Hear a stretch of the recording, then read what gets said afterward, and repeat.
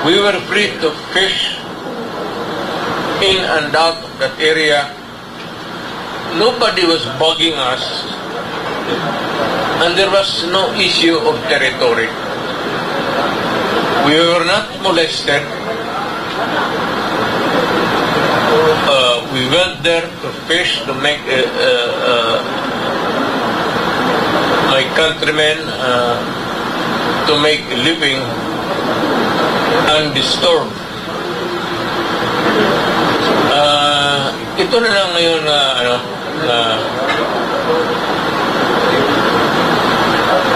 bago itong diskarte, pero alam mo, hindi ko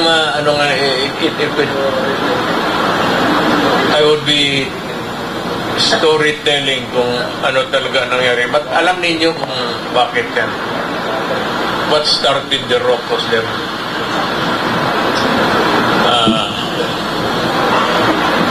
Well, let us start by never mind the people that America is using,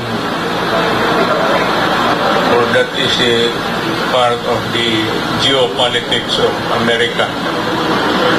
And the Philippines ginamit. So, nagpagamit. Kanya-kanyang depende sa kung sinong nakaupo.